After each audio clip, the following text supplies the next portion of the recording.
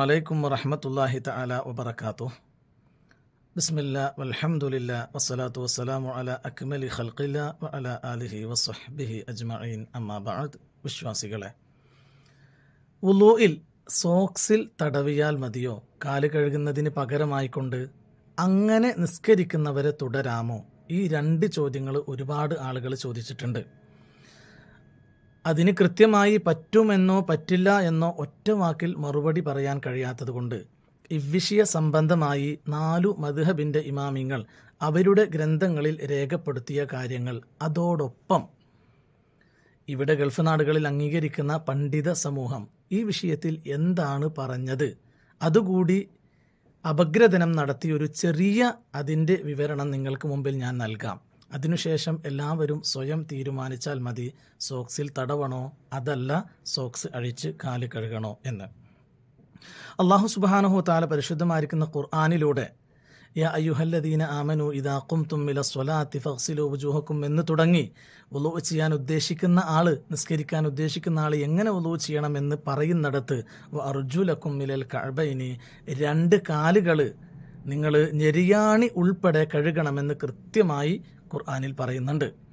അതോടൊപ്പം അള്ളാഹുവിൻ്റെ റസൂൽ സല്ലല്ലാഹു അലൈഹി വസല്ലമ തങ്ങൾ തൻ്റെ അടുത്ത് നിസ്കരിക്കാൻ വന്ന ഒരാൾ വുളൂ പരിപൂർണമായി കാല് പരിപൂർണമായി കഴുകാതെ നിസ്കരിച്ചതിൻ്റെ പേരിൽ വീണ്ടും മടങ്ങിപ്പോയി വുളൂ പൂർത്തിയാക്കി രണ്ടാമത് നിസ്കരിക്കാൻ കൽപ്പിച്ചു എന്നും അതിനുശേഷം ഫവൈലുൽ ലിൽ അഅഖാബി മിനന്നാർ, കാലിൻ്റെ മടമ്പ് ശ്രദ്ധിച്ച് കഴുകാതെ ശരിക്ക് കാല് പരിപൂർണമായി കഴുകാത്ത ആളുകൾക്ക് നാശമാണ് എന്ന് വളരെ സ്ട്രോങ് ആയിട്ട് വിഷയം പറഞ്ഞു എന്നും സ്വഹീഹായ ഹദീസിൽ ഉദ്ധരിക്കപ്പെട്ടിരിക്കുന്നു. അതുകൊണ്ട് തന്നെ വിഷയം ഗൗരവമാണ്. എന്താണ് സോക്സിൽ തടവുക എന്നുള്ളത്? അള്ളാഹുവിൻ്റെ റസൂൽ സ്വല്ലല്ലാഹു അലൈഹി വസല്ലമ തങ്ങളുടെ ജീവിതത്തിൽ പലപ്പോഴും യാത്രയിലും അല്ലാത്തപ്പോഴും റസൂൽ സ്വല്ലല്ലാഹു അലൈഹി വസല്ലമ തങ്ങൾ ഖുഫയിൽ തടവിയിരുന്നു എന്ന് 40-ലധികം സ്വഹീഹായ ഹദീസുകൾ വന്നിട്ടുണ്ട്. എന്നാൽ ഒരു സ്വഹീഹായ ഹദീസിൽ പോലും ജൗറബ്, അറബിയിൽ പറയുന്ന പദം സോക്സിന് ജൗറബ് എന്നാണ്, ഈ ജൗറബിൽ തടവി റസൂൽ നിസ്കരിച്ചു എന്ന് പറയപ്പെട്ടിട്ടില്ല. ആകെ പറയപ്പെട്ട ഒരു ഹദീസ് മുഗീറത്ത് ബിൻ ശഅബ എന്നവരിൽ നിന്നും ഉദ്ധരിക്കപ്പെട്ട ഹദീസാണ്. ആ ഹദീസ് തെളിവിന് പറ്റൂല എന്ന് പല പണ്ഡിതന്മാരും പറഞ്ഞിട്ടുണ്ട്. ഇനി സോക്സിൽ തടവാം എന്ന് വാദിക്കുന്നവർ പോലും ഈ ഹദീസ് സ്വഹീഹാണെന്ന് പറയാറുമില്ല.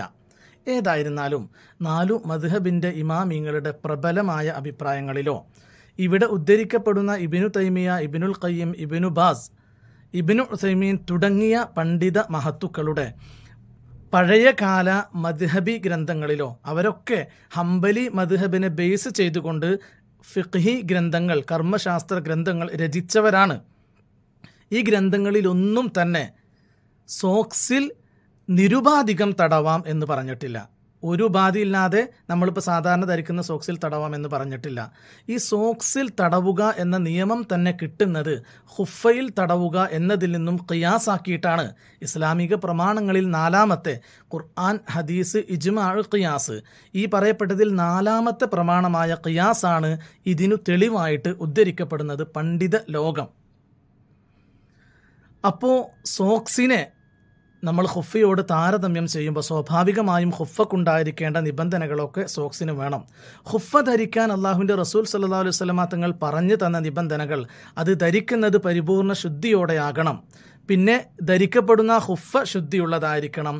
കാല് ഞെരിയാണി ഉൾപ്പെടെ മറയുന്നതാകണം. ഫർളിൻ്റെ മഹല്ല് പരിപൂർണമായും മറയുന്നതായിരിക്കണം. അതോടൊപ്പം തന്നെ സ്ട്രോങ് ആയിരിക്കണം, കാലിൽ സ്ഥിരമായി നിൽക്കണം. അതായത് കാല് കുടഞ്ഞു കഴിഞ്ഞാൽ ലൂസായിട്ട് അഴിഞ്ഞു പോകുന്നത് ആകാൻ പാടില്ല, കട്ടിയുള്ളതാകണം എന്നൊക്കെയാണ്. ഇതോടൊപ്പം സോക്സിന് പ്രത്യേകമായി പണ്ഡിതന്മാർ പറയുന്ന നിബന്ധന എന്താണ്? ഐ യുംകിന മുതാബഅത്തുൽ മശി ഫീഹി, ആ സോക്സ് ധരിച്ചുകൊണ്ട് നടക്കാൻ പറ്റണം. കാരണം ഖുഫ ധരിച്ചുകൊണ്ട് നടക്കാൻ പറ്റും. അപ്പോൾ അതുപോലെ ഖുഫയെ സോക്സിനോട് താരതമ്യപ്പെടുത്തണമെങ്കിൽ എന്ത് വേണം? ഖുഫയുടെ നിബന്ധനയാണ് നടക്കാൻ പറ്റുക എന്നുള്ളത്. ആ നടക്കാൻ പറ്റുന്നതാകണം, തുടർച്ചയായി നടക്കാൻ പറ്റുന്നതാകണം. നമ്മൾ സാധാരണ സോക്സ് ധരിച്ച് അങ്ങനെ പറ്റുമോ ഇല്ലേ എന്ന് നിങ്ങൾ ചിന്തിച്ചാൽ മതി. അതോടൊപ്പം മറ്റൊരു നിബന്ധന അൻ യകൂന സഫീഖൻ ലം യശിഫൽ മാ, അതായത് അകത്തേക്ക് വെള്ളം കടക്കാത്ത കട്ടിയുള്ളതാകണം. വേറൊരു ഭാഗത്ത് പറയുന്നുണ്ട് ലാ യുറ ലൗനുൽ ബഷറത്തി, തൊലിയുടെ നിറം കാണാത്തതായിരിക്കണം പുറത്തുനിന്ന് നോക്കുമ്പോൾ. അങ്ങനെ കട്ടിയുള്ളതൊക്കെ ആയിരിക്കണം. ഇപ്പം ഈ പറയപ്പെട്ട നിബന്ധനകളൊക്കെ പാലിക്കപ്പെട്ട സോക്സിൽ തടവാം. ഈ പറയപ്പെട്ട നിബന്ധനകൾ പാലിക്കപ്പെട്ട സോക്സിലാണെങ്കിൽ ഉളൂഇൽ നമുക്ക് തടവാം. അല്ലെങ്കിൽ തടവാൻ പറ്റുകയില്ല എന്നു തന്നെയാണ് 4 മദ്ഹബിലെ ഇമാമിങ്ങളും അതോടൊപ്പം ഇവിടെ അംഗീകരിച്ചു വരുന്ന ഇബ്നു തൈമിയ തൻ്റെ ഷറഹു ഉംദത്തുൽ ഫിഖ് എന്ന് പറയുന്ന ഗ്രന്ഥത്തിലെ വാള്യം 1 237, 38, 39 പേജുകളിൽ വളരെ കൃത്യമായി പറയുന്നുണ്ട്. അദ്ദേഹം നിബന്ധനകൾ എണ്ണീറ്റ് 3-ാമതായിട്ട് പറയുന്നത് ഐ യുംകിന മുതാബഅത്തുൽ മശ്യി ഫീഹി, അത് ധരിച്ചുകൊണ്ട് നടക്കാൻ പറ്റുന്നതായിരിക്കണം. വ ഇൻകാന റഖീകൻ, അത് കനമില്ലാത്തതാണെങ്കിൽ, കട്ടിയില്ലാത്തതാണെങ്കിൽ ലം യുംസഹ അലൈഹി, അതിൻ്റെ മേൽ തടവപ്പെടൂല എന്നാണ് പറഞ്ഞിട്ടുള്ളത്. അത് ഇബ്നു തൈമിയയുടെ ഷറഹു ഉംദത്തുൽ ഫിഖിൽ നിന്നാണ്. ഫത്താവ ഇബ്നു ബാസിലും പറയുന്നുണ്ട് വ ഇൻകാന റഖീഖൈനി ലം യുംസഹ അലൈഹിമ, രണ്ടും കനലില്ലാത്തതാണെങ്കിൽ തടവാൻ പറ്റൂല. ഇപ്പോൾ പണ്ഡിത സമൂഹത്തിൻ്റെ പഴയകാല നിയമം കൃത്യമായും തടവാൻ പറ്റുകയില്ല. തടവണമെങ്കിൽ ഈ പറയപ്പെട്ട നിബന്ധനകളൊക്കെ പാലിച്ച കട്ടിയുള്ള നല്ല സോക്സിലേ പറ്റുകയുള്ളൂ. എന്നാൽ പിന്നെ എന്തുകൊണ്ടാണ് ഇന്നത്തെ കാലത്ത് ഇവിടെയുള്ള ആളുകൾ തടവുന്നത്? എന്താണ് അവർക്കുള്ള തെളിവ്? ഈ ഞാൻ മുമ്പ് ഉദ്ധരിച്ച ഇബ്നു തൈമിയ തന്നെ അദ്ദേഹത്തിൻ്റെ ഫത്താവ എന്ന് പറയുന്ന ഗ്രന്ഥം, ഈ ചോദ്യോത്തര രൂപത്തിൽ ഒരു പങ്ക്തി തയ്യാറാക്കിയിട്ടുള്ള ഒരു ഗ്രന്ഥമാണ് ഫത്താവ. അപ്പോൾ ഈ ഫത്താവയിൽ ചോദിക്കപ്പെട്ട ഒരു ചോദ്യത്തിന് ഉത്തരമായിട്ട് അദ്ദേഹം പറയുന്നുണ്ട്, സോക്സ് മുകളിൽ പറയപ്പെട്ട എല്ലാ നിബന്ധനകളും ഓക്കെയാണെങ്കിൽ ധരിച്ച് നടക്കാൻ പറ്റണം, കട്ടിയുള്ളതാകണം എന്ന നിബന്ധന പ്രശ്നമല്ല. ബാക്കിയുള്ളതൊക്കെ ഓക്കെ ആണെങ്കിൽ ആ സോക്സിൽ വുളൂഇൽ തടവാൻ പറ്റും എന്ന ഫത്വ അദ്ദേഹം പിന്നീട് കൊടുത്തിട്ടുണ്ട് പിൽക്കാലത്ത്. മുമ്പ് അദ്ദേഹം തന്നെ പറ്റൂല എന്ന് പറഞ്ഞിട്ടുണ്ട്, അത് വേറെ. അതേപോലെ ഇബ്നുൽ ഖയ്യിമിൻ്റെ തഹ്ദീബ് സുനനിലൊക്കെ അദ്ദേഹം പറയുന്നുണ്ട്, ഇബ്നുൽ മുൻദിർ എന്നവരെ തൊട്ട് 10ഓളം സ്വഹാബാക്കൾ സോക്സിൽ തടവി നിസ്കരിച്ചിരുന്നു എന്ന് റിപ്പോർട്ട് ചെയ്യപ്പെട്ടിരിക്കുന്നു, സ്വഹീഹായ രൂപത്തിൽ റിപ്പോർട്ട് ചെയ്യപ്പെട്ടിട്ടുണ്ട്. അപ്പോൾ ആ അഭിപ്രായം പരിഗണിച്ചുകൊണ്ടും എന്ത് ചെയ്യാം? നമുക്ക് അവിടെ കട്ടില്ലാത്തത് നിബന്ധനയൊന്നും പറയാത്തത് കൊണ്ട് നമുക്ക് ഏത് സോക്സിലും തടവാമെന്ന് അദ്ദേഹം പറഞ്ഞു. ഇമാം മാലിക് തങ്ങൾക്കും അഹ്മദ് തങ്ങൾക്കും രണ്ടാമതൊരഭിപ്രായമുണ്ട്, കട്ടിയുള്ളതാകണം എന്ന നിബന്ധന ഇല്ല എന്ന്. ആ രൂപത്തിൽ ഹംബലി മാലിക്കി മദ്ഹബിലെ പണ്ഡിത സമൂഹം പറയുന്നുണ്ട്. ഇതൊക്കെ പരിഗണിച്ചു കൊണ്ടായിരിക്കാം ഇവിടെയുള്ള ആളുകൾ അവർ കട്ടിയില്ലാത്ത സോക്സിലാണ് തടവുന്നത് എന്നാണ് നാം മനസ്സിലാകുന്നത്. പക്ഷേ ഈ സോക്സിൽ തടവാം എന്ന് പറഞ്ഞ പണ്ഡിതന്മാർ വരെ എന്താ പറഞ്ഞിട്ടുള്ളത്? അവർക്കൊക്കെ തെളിവ് ശരിക്ക് പറയാൻ ഇബ്നുൽ മുൻദിറിൻ്റെ ഈ ഒരു റിപ്പോർട്ട് മാത്രമാണ്. 10ലധികം സ്വഹാബാക്കൾ സോക്സിൽ തടവി. പക്ഷേ ബുദ്ധിയുള്ള പണ്ഡിതർ പറഞ്ഞത് അന്നത്തെ കാലത്ത് സോക്സിൽ തടവി എന്ന് പറഞ്ഞാൽ അന്ന് ഇന്നത്തെ പോലെ നൈലോൺ പോലെ കനമില്ലാത്ത സോക്സ് ഇല്ല, കമ്പിളി പോലെയുള്ള കട്ടിയുള്ള വസ്ത്രങ്ങളാണുള്ളത്. അപ്പം അതിൽ നിന്ന് ഉപയോഗിച്ച സോക്സ് ആയിരിക്കും എന്നാണ് ഞങ്ങൾക്ക് മനസ്സിലാകുന്നത്. അതുകൊണ്ടാണ് നവവി ഇമാമും അതുപോലെ തന്നെ ഇബ്നു ഖുദാമൽ മഖ്ദസിയും ഒക്കെ തന്നെ കട്ടിയുള്ളതാകണമെന്ന് പ്രത്യേകം പറഞ്ഞത്. മഹാനായിരിക്കുന്ന മുബാറക് ഫൂരി തന്നെ തുഹ്ഫത്തുൽ അഹ്വദിയിലൊക്കെ പറയുന്നുണ്ട് വിശദീകരിച്ച്, കട്ടിയില്ലാത്തതാണെങ്കിൽ ഒരു നിലക്കും പറ്റൂല. അപ്പോൾ പണ്ഡിത സമൂഹം ഈ വിഷയത്തിൽ അഭിപ്രായ വ്യത്യാസമുണ്ടെങ്കിലും എല്ലാവരും പറഞ്ഞിട്ടുള്ളത് ഈ പറയപ്പെട്ട നിബന്ധന ഒത്തതാണെങ്കിൽ മാത്രമേ പറ്റൂ എന്നാണ് പ്രബലമായ അഭിപ്രായം.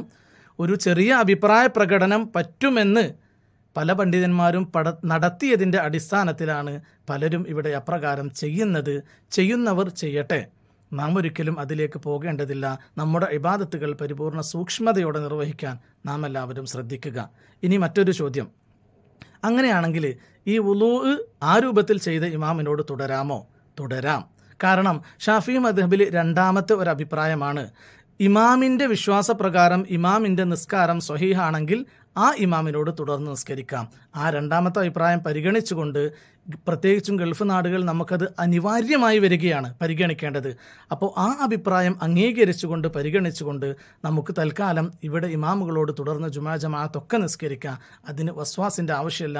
മഹല്യ എന്ന ഗ്രന്ഥം എടുത്തു നോക്കിയാൽ ആർക്കും മനസ്സിലാകും. അതിൽ പറയുന്നുണ്ട്, പ്രബലമായ അഭിപ്രായം പറ്റൂല എന്നാണെങ്കിലും പ്രബലമല്ലാത്ത രണ്ടാമത്തെ ഒരു അഭിപ്രായം പറയുന്നുണ്ട് പറ്റും. അപ്പോൾ ആ രണ്ടാമത്തെ അഭിപ്രായം പലപ്പോഴും നമ്മൾ കുടുംബം പിടിക്കാറുള്ളത് പോലെ ഇവിടെയും അത് അംഗീകരിച്ചുകൊണ്ട് ഗൾഫിലുള്ള ആളുകൾക്ക് ഇമാമത്തിന് അത്തരത്തിലുള്ള ഇമാമിങ്ങളോട് തുടർന്നു കൊണ്ട് ജമാഅത്തിൽ പങ്കെടുക്കാം. അള്ളാഹു ഖബൂൽ ചെയ്യട്ടെ. വ ആഖിറു ദഅ്വാനാ അനിൽ ഹംദുലില്ലാഹ്. അസ്സലാമു അലൈക്കും വറഹ്മത്തുള്ളാഹി വബറകാതുഹു.